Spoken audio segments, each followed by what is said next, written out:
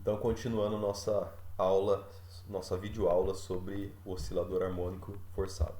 Então, como nós vimos, a solução geral de uma oscilação forçada, ela tem essa característica aqui, onde o primeiro termo a gente costuma chamar de termo transiente, que é o termo que está relacionado com a solução da equação homogênea.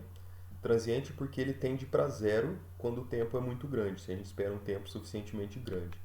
E a segunda parte a gente costuma chamar de solução estacionária, que é a solução para onde o sistema está de fato tendendo quando a gente espera um tempo muito grande, né? Porque se esse termo aqui vai desaparecer, vai sobrar simplesmente esse primeiro aqui. Então significa que a solução geral vai ser uma função que oscila somente com a frequência de oscilação da força externa aplicada e não tem nada a ver com a frequência de oscilação fundamental do oscilador harmônico. Essa frequência de oscilação fundamental ela existe num intervalo de tempo pequeno, antes dessa expressão aqui desaparecer, né? Muito bem. Então, para um tempo grande, a solução do sistema tende simplesmente para a solução da equação particular, tá? Se vocês se lembram bem, o coeficiente que aparece aqui, o que eu tinha chamado aqui de B, né?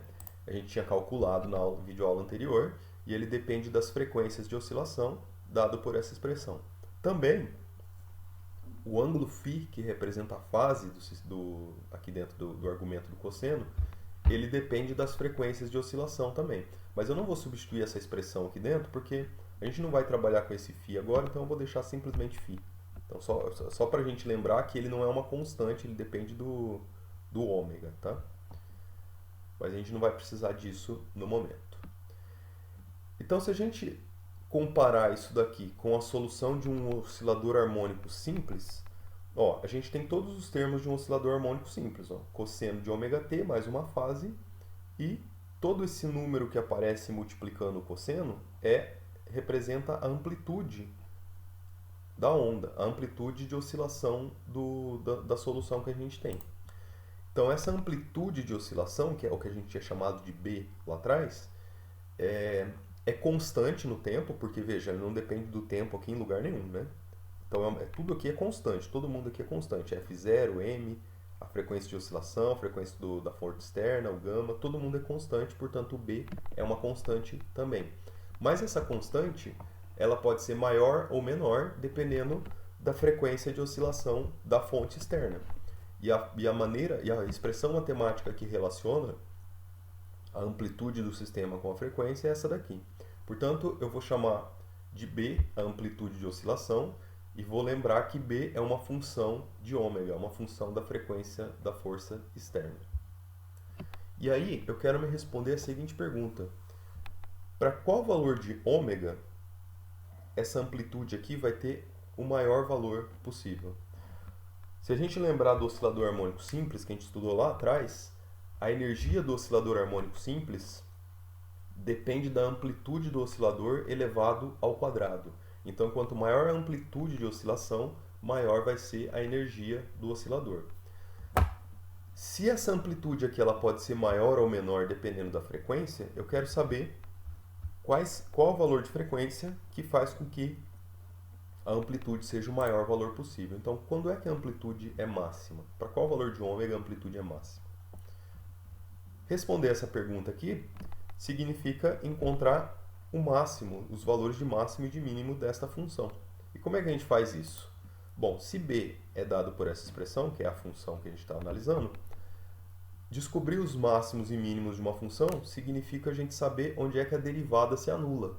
Então, se a gente pega e deriva essa função aqui em relação ao ômega, né, e iguala a zero, essa equação aqui fornece para mim quais são os pontos críticos, que podem ser ponto de máximo ou de mínimo. Então, essa derivada aqui, fazendo a derivada dessa expressão, eu tenho essa expressão zona aqui representada desse lado. Claro que eu gostaria muito que vocês refizessem todas essas contas e vejam que, de fato, a derivada dessa equação vai dar esse termo aqui. E eu quero saber quando é que isso aqui é igual a zero. Então, note que para isso aqui ser igual a zero, o que tem que ser zero é a parte de cima da equação, a parte de baixo não. A parte de baixo, inclusive, não pode ser zero, né? Então, Quando é que isso aqui vai ser zero? Quando a parte de cima da equação for igual a zero. Isso aqui tudo é uma constante, f0 e m são constantes que não são zero. Então sobra que para isso aqui ser zero, esse termo dentro do parênteses tem que ser igual a zero. Então fazendo essa igualdade, igualando essa primeira parte a zero, posso colocar o menos 4ômega em evidência, né? Porque aqui aparece um ômega também. E aí eu tenho duas possíveis soluções. Uma delas é, se o ômega for zero, então note que se o ômega for zero, isso aqui já zera. Então isso é uma possibilidade. E a outra é, se esse restante aqui for igual a zero. Então nós temos duas possibilidades. Ou ômega é igual a zero, ou ômega vai ser igual a raiz quadrada de ômega zero ao quadrado menos 2 gama ao quadrado. Tá? Saindo dessa expressão aqui. Essa primeira parte aqui não me interessa, porque se o ômega for igual a zero, significa que a gente está estudando um oscilador que não é um oscilador forçado, né? O oscilador forçado pressupõe uma frequência de oscilação não nula. Então esse caso aqui não é um caso de interesse. A solução não nula que eu tenho é a solução dada por essa expressão. Então essa frequência costuma ser chamada de frequência de ressonância. Quando a frequência de oscilação obedece essa expressão aqui eu digo frequência de oscilação da fonte externa, tá? Então, quando ela possui frequência de oscilação relacionada com a frequência fundamental e com a constante de resistividade gama, dado por essa expressão, o B, que é a amplitude de oscilação, ela vai ter o maior valor possível. Então, essa é a frequência de ressonância que a gente está procurando. Tá? No caso particular em que não tem amortecimento, não ter amortecimento significa dizer que o gama é igual a zero, né? Então, se não tiver amortecimento, a frequência de ressonância vai ser igual à frequência fundamental do sistema, a frequência de oscilação do oscilador harmônico. Então, se o oscilador harmônico é posto sobre uma força que oscila com a mesma frequência fundamental do próprio oscilador, aí sim a gente tem essa solução de ressonância, que é quando a amplitude do sistema é a máxima possível. Eu vou fazer um gráfico que mostra pra gente como é que é o comportamento da amplitude da amplitude B em função da frequência. E aí eu vou fazer para alguns valores diferentes de gama, e aí a gente vai perceber uma coisa aqui. Então esse gráfico representa essa função, o B de ômega. Tá? Para fazer esse gráfico aqui, eu coloquei ômega 0 igual a 1, então eu fiz uma escolha, ômega 0 igual a 1, e eu quero plotar esse gráfico em função da variável ômega, mas ainda tem um outro parâmetro aqui, ó, que é o gama. Então qual é a influência que esse gama tem sobre o gráfico da função? E aí acontece uma coisa interessante, ó. Observe que essas funções aqui, elas são todas muito parecidas, todas essas curvas. Elas tendem para um valor, quando o ômega é igual a zero, todas elas tendem para o mesmo valor, e quando o ômega é muito grande, o ômega vai para infinito, todas elas tendem para o mesmo valor. Na frequência de ressonância, que é a frequência dada por essa expressão aqui, todas essas funções aqui, elas possuem um ponto de máximo. Só que esse ponto de máximo ele vai ser maior ou menor dependendo do parâmetro gama. Então essas curvas coloridas aqui representam diferentes valores de gama. Observe que quando gama é igual ao ômega zero, eu tenho essa curva mais suave de todas aqui, que é essa curva amarela. Então, quando esses dois caras são iguais, praticamente não tem diferença entre... praticamente não muda, né, a amplitude do sistema. Você veja que ela é quase um valor constante, né? Ela dá uma pequena descida aqui, mas permanece muito parecido com uma constante. Quando gama é metade de ômega zero, bom, metade de ômega zero, a gente tem representado por essa curva em laranjado aqui, ó. Já dá para ver que tem um ponto de máximo na frequência de ressonância. Quando gama é 1 sobre 4 raiz de 2 de ômega zero, de novo, eu tenho uma curva com um máximo de ressonância aqui nessa frequência de ressonância que a gente calculou. E essa amplitude máxima já é maior do que no caso anterior, né? Quando gama é 1/8 de ômega zero, a amplitude vai para um valor maior ainda. Então note que a frequência de ressonância acontece sempre no mesmo lugar, mas o pico máximo, o valor máximo da função, vai sendo maior à medida que o gama é menor. Em particular, no limite de gama tendendo a zero, quando eu faço o gama ir para zero, o valor máximo dessa função ele explode. Quer dizer que ele não vai ter um valor de máximo lá em cima, isso aqui vai para infinito. Então essa curva em azul aqui representa a amplitude do sistema na frequência de ressonância no limite em que o gama vai para zero, em que praticamente não tem termo de resistividade. Lembra que esse é o caso que eu falei com vocês, né? Se o gama for zero, significa que a frequência de ressonância é praticamente a frequência fundamental do próprio oscilador. Então, nesse caso, a função vai explodir, a amplitude vai para infinito. O que isso significa do ponto de vista prático? Vamos pensar um oscilador harmônico que não tem termo de resistência e eu coloco ele para oscilar com uma fonte que tem a mesma frequência que a frequência fundamental do oscilador. De acordo com o que a gente está discutindo aqui, se eu fizer isso, o oscilador ele vai ter uma amplitude infinita. E aí vocês conseguem imaginar um sistema massa-mola como aquele que a gente desenhou lá atrás, que tem uma amplitude de oscilação infinita? Porque para ele ter uma amplitude de oscilação infinita, a mola teria que se distender até o infinito e voltar até o menos infinito e fazer esse movimento muito grande, né? E isso não acontece na prática, porque na prática toda mola ela tem um limite, tem um ponto de ruptura.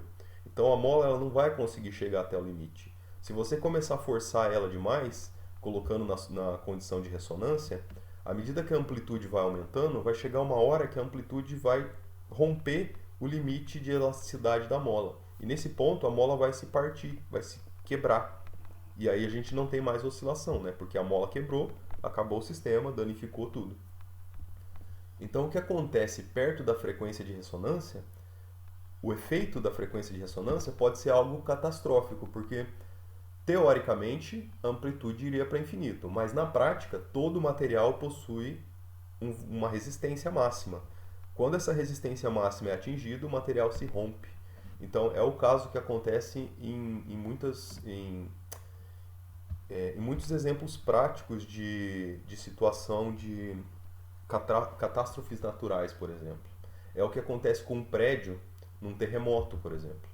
Então, um prédio, uma construção, aquela construção ela é feita para oscilar um pouquinho. Então, toda a construção ela tem uma certa maleabilidade que permite ela oscilar um pouco. Ela não pode ser totalmente rígida, ela tem que ter um pouquinho de liberdade para oscilar. E essa oscilação, essa liberdade que as construções têm de oscilar, é a frequência natural de oscilação daquela construção, que vai depender do tamanho, dos materiais utilizados, de um monte de coisa. Se durante um terremoto a frequência de oscilação daquele terremoto atingir a mesma frequência de oscilação natural da construção, a mesma frequência do prédio, por exemplo, aí a gente tem a condição de ressonância. E na condição de ressonância, a amplitude de oscilação tende para zero. Só que a gente sabe que um prédio ele não vai se deformar infinitamente. Ele tem um limite de deformação. Passando esse limite de deformação, a estrutura ela não é capaz de se sustentar mais. E aí é o caso em que acontecem os acidentes, as catástrofes, né? Se vocês procurarem no YouTube, vocês vão ver uma série de exemplos de pontes que foram destruídas pela ação do vento. Pelo mesmo sentido, uma ponte ela é construída para ter uma certa liberdade de oscilação. E durante um vento ou um vendaval muito forte, se a frequência de oscilação desse vento atingir frequências próximas à frequência de oscilação da ponte, a amplitude tende a aumentar drasticamente, até chegar a um ponto em que a própria estrutura da ponte ela não consegue mais se sustentar.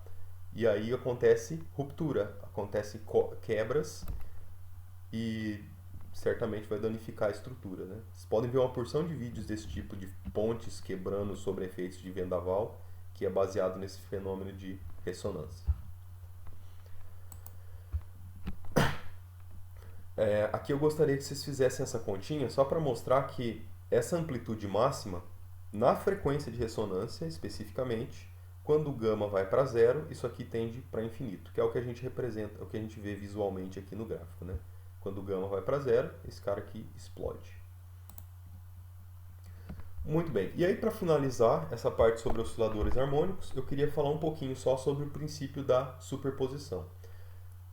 No exemplo que nós tratamos de oscilador harmônico forçado, nós pegamos um tipo de força específica, né? Uma força que dependia do cosseno, era uma força harmônica, uma força do tipo cosseno de ômega t vezes uma amplitude F0. E aí a gente resolveu essa equação, encontrou a solução particular, solução homogênea, analisou e tudo mais. Aí eu quero saber a seguinte coisa, e se a gente tiver uma força externa que tem uma característica, uma cara parecida com essa daqui, ó. Um exemplo, tá? Então, uma força que depende do tempo e que tem essa característica, esse formato. Essa força aqui não é nada harmônica, ela não parece nem um pouco com seno ou cosseno. Apesar dela ter essa periodicidade, sobe e desce e tudo mais, ela não é harmônica, né? Porque os picos, ó, eles não coincidem. Esse aqui é maior, esse aqui já é um pouquinho menor, esse é um pouquinho menor, menor, aí depois é maior de novo, então não tem uma periodicidade, não tem uma harmonia nessa função aqui. No entanto, essa função aqui não harmônica que a gente pode observar, ela pode ser escrita como sendo a soma de três funções harmônicas. Como é que eu sei isso? Porque essa função aqui foi construída somando essas três funções harmônicas. Eu construí esse gráfico para mostrar para vocês da seguinte maneira. Pega essas três funções que são bem harmônicas, né? Cosseno é bem harmônico, cosseno de 2t, cosseno de t, seno de 3t, são todas funções harmônicas. Soma essas três funções. O resultado da soma dessas três funções é uma coisa não harmônica como essa daqui. Então, em geral, quando a gente tem um sinal ou alguma coisa não harmônica, esse sinal ele pode ser decomposto e escrito como uma combinação linear de senos e cossenos que são harmônicos. Existe toda uma teoria por trás disso, de como fazer isso, que é a teoria de Fourier, de análise de Fourier. Nós não vamos estudar séries de Fourier, nem análise de Fourier aqui, eu só estou dando um exemplo para vocês entenderem. Então, mesmo quando a gente vai analisar um sinal ou uma força esquisita, ela pode ser escrita como uma soma de um monte de seno e um monte de cosseno. E o que isso ajuda para a gente para resolver esse problema, né? De encontrar a solução particular para esse problema? Bom, ajuda porque se eu conseguir escrever a força externa como sendo uma soma de um monte de cosseno, aqui eu coloquei só dois termos, mas podem ser muitos, uma infinidade. Então, cada um tem uma amplitude, cada um tem uma frequência de oscilação. E aí eu quero resolver a equação do oscilador harmônico forçado para esta força aqui. A gente fez para um termo, né, quando tem um único termo. E quando tem vários, cada um com uma frequência diferente. O que acontece? Qual é a diferença? Bom, a diferença vai aparecer na solução. Eu sei resolver para essa solução aqui sozinha. E de acordo com o que a gente viu lá atrás, a solução particular que eu preciso propor, ela é uma amplitude, que depende da frequência, vezes o cosseno com uma fase específica aqui dentro. Tanto essa função aqui, o b de ômega, quanto a fase, eu sei calcular elas. Eu já aprendi a calcular lá atrás, eu sei qual é a expressão que relaciona o b com o ômega 1 e sei qual é a expressão que relaciona a fase que eu preciso acrescentar aqui com os parâmetros do sistema também. A diferença é que quando tem vários termos harmônicos, a solução particular vai ser composta pela soma de vários termos particulares como estes, sendo que cada um deles corresponde à solução particular de cada termo deste. Então, a solução mais geral que a gente tem é uma combinação linear da solução da equação diferencial de cada um desses separadamente. Então, isso aqui é o que a gente chama de princípio da superposição. Aqui na expressão, cada função dessa, ó, tem a função B1, a função B2, B3, B4, B, quantos termos tiverem, né? Essas funções são dados por essa expressão, ó. É a mesma expressão que eu já tinha encontrado lá atrás, com a diferença que eu estou colocando um índice K aqui, só para a gente saber de qual oscilador que a gente está falando, se é o do oscilador 1, do oscilador 2, 3, 4, qual deles, né? Então tem um índicezinho K aqui para dizer para a gente de quem que a gente está falando. Ó, o F1 tem F1, F2, F3, né? Então, qual F que aparece aqui? O F1, F2, F3, qual deles, né? E também o ângulo φ, A tangente do ângulo φ com índice k é dado por essa expressão, onde a frequência que aparece aqui é a frequência do oscilador k, do késimo oscilador. Então isso aqui é o que a gente chama de princípio da superposição. Quando se tem uma soma de forças externas, a solução que a gente procura para o sistema é uma soma de soluções individuais. Ok? Eu vou parar por aqui e isso encerra o conteúdo do capítulo 2 do livro-texto de vocês, que é onde a gente vai parar com o conteúdo para a primeira atividade avaliativa, o qual eu vou fazer um vídeo mais para frente explicando como é que vai ser, tá? Mas o conteúdo da primeira atividade, ela vem até esse ponto aqui.